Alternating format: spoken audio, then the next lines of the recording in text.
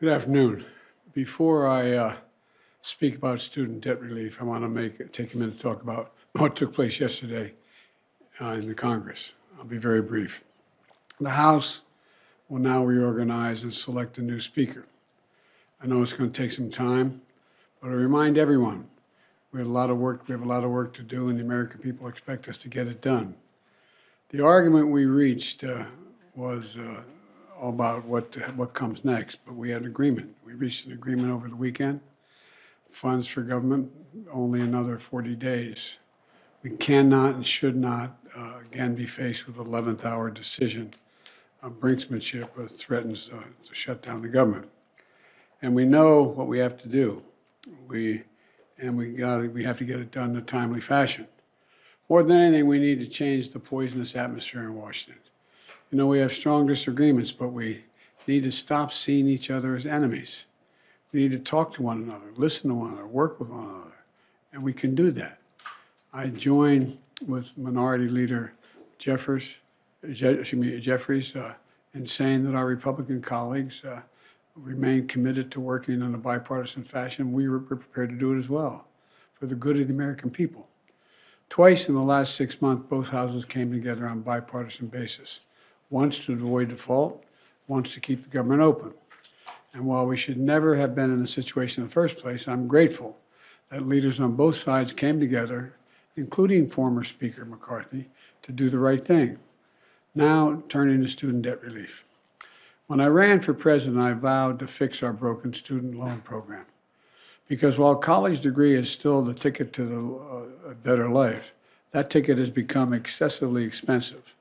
Americans who are saddled with unsustainable debt in exchange for a college degree has become the norm. Since my administration has taken significant action to provide student debt relief to as many borrowers as possible, as quickly as possible. That starts with making sure the existing system works and the way it was supposed to work for student borrowers. We fixed what was called the Public Service Loan Forgiveness Program, which was designed originally to make sure school teachers, firefighters, social workers, and other public servants can get their student loans forgiven if they make 10 years of payments and do 10 years of public service. By the time I took office, that program had been in place for nearly 15 years. But because of red tape, only 7,000 borrowers had been helped. Well, today, thanks to the reforms, more than 700,000 borrowers have had their debts forgiven. Just the other day, I spoke with Tanya and Chad, a married couple in their 50s, who both work at public high school in Milwaukee. For years, they paid over $800 a month toward their student loans. It meant they couldn't put away any money for retirement. And this summer, thanks to fixes we made to the debt relief program for people in public service, Chad and Tanya's remaining balance was forgiven. Tanya said, quote, "The amount of relief this gives us is indescribable," end of quote. Now they can finally start savings for retirement. Next, we fixed what's called the income-driven repayment program. And here's how that works. If you have an undergraduate loan, after 20 years of straight paying, not missing paying the debt on a monthly basis, whatever is left of your loan is forgiven after 20 years. But because of administrative failures, some people who did pay their loans for 20 years or more did not get the debt relief they had earned. We fixed that and made sure borrowers got credit for every single payment they made. As a result of these changes, today I'm announcing my administration has approved an additional $9 billion in relief for 125,000 borrowers in just the past few weeks under that program. With the latest debt cancellation in total, my administration has canceled $127 billion in student debts for nearly 3.6 million Americans. This kind of relief is life-changing for individuals and their families, but it's good for our economy as a whole as well. By freeing millions of Americans from the crushing burden of student debt, it means they can go and get their lives in order. They can think about buying a house. They can start a business. They can be starting a family. This matters. It matters in their daily lives. This latest progress builds on other steps we've taken. We made the largest increase in Pell Grants in over a decade, helping students and families making less than $60,000 a year get to college. We made additional improvements in the income-driven repayment program. Before I took office, student borrowers would pay no more than 10%, could pay no more than 10% of their discretionary income on a monthly basis if they wanted to do it that way. But under my administration's plan, which is called SAVE Plan, we reduced that to 5% for undergraduate borrowers. It's now the most generous repayment program ever. Under this plan, no one with an undergraduate loan today or in the future, whether at a community college or a four-year college, will have to pay more than 5% of their discretionary income to repay these loans. That's income after you pay for necessities like housing, food, and other necessities. You can sign up for the SAVE plan at studentaid.gov/save. studentaid.gov/save. And remember, if you keep up your payments after 20 years, whatever's left in those loans is forgiven. And we're still not done. As you might remember, last year I announced a major proposal for student debt relief. We're on the verge of providing more than 40 million Americans with real relief from their student debt. The money was literally about to go out the door, but Republican elected officials and special interests stepped up and sued us. The Supreme Court sided with them, snatching from the hands of millions of Americans thousands of dollars in debt and student debt relief that was about to change their lives.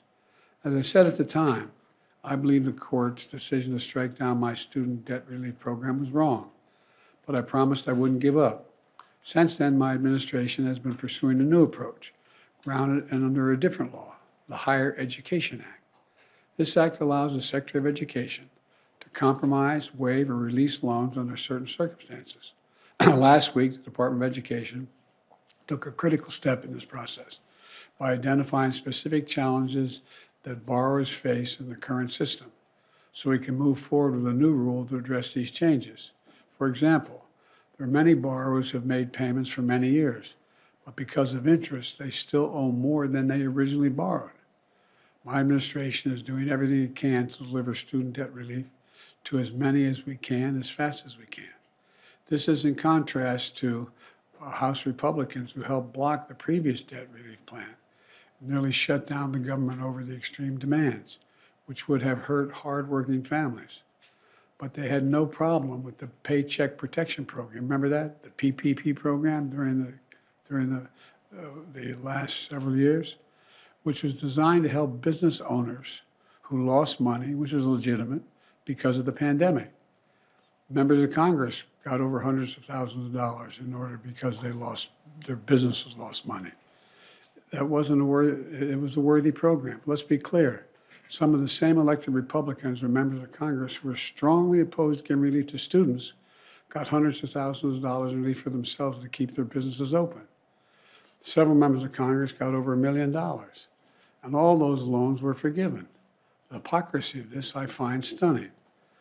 I supported that program, and I support the student debt program. My administration will continue to use every tool at our disposal to help ease the burden of student debt so more Americans can be free to achieve their dreams. It's good for our economy, it's good for our country, and it's going to change their lives. Thank you very much. Mr. President, questions on Speaker McCarthy, if I can. Speaker McCarthy, then Speaker McCarthy said that the two of you hadn't spoken directly in a long time. Why is that, and are you committed to engaging more regularly with the next House Speaker? We had two agreements we shook hands on, and I assumed he was working with, I knew he was working with the Democrats in the House and Senate. It wasn't for me to do anything. If he wanted to talk to me, I was available. I'm available to whomever wants to talk to me. But the idea that I was going to somehow convince McCarthy to change his view was not reasonable. Can I ask a question very quickly? Does the disarray on Capitol Hill after your conversation with allies yesterday worry you that you won't be able to deliver the aid that the U.S. has promised to Ukraine?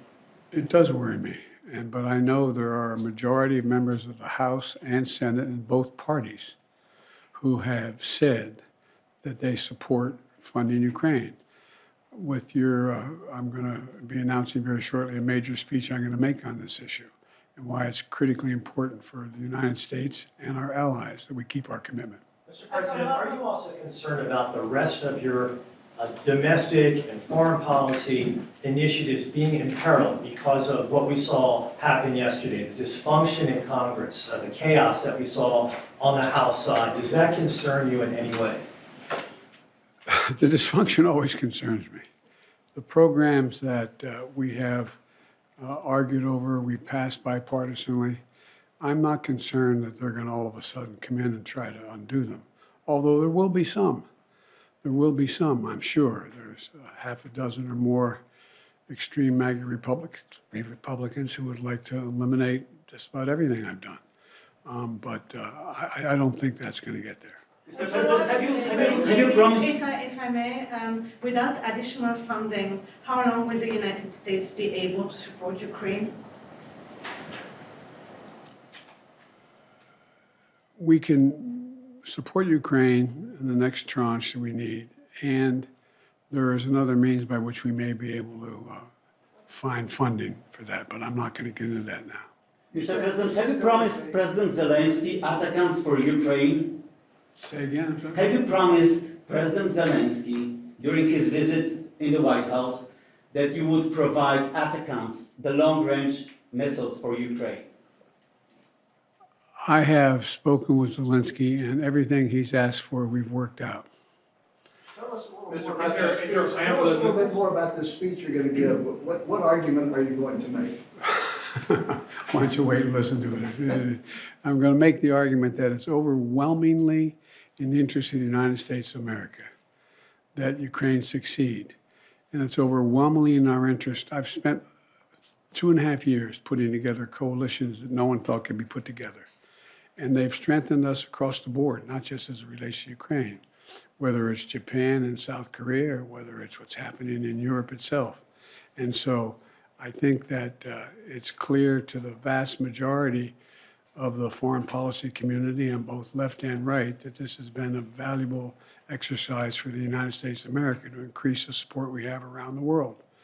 And what I don't want to do is we put together over 50 nations supporting Ukraine. And we are the organizer of that. I met with, don't hold me to the exact number, 16 or 17 yesterday, in a long conversation, and made the case that I knew that the majority of the American people still supported Ukraine, and the majority of the members of the Congress, both Democrat and Republican, supported. So I don't think we should let them gamesmanship get in the way of blocking it. Mr. President, what is the plan for those businesses? Sir, not that they're asking, what's your advice to the next House Speaker?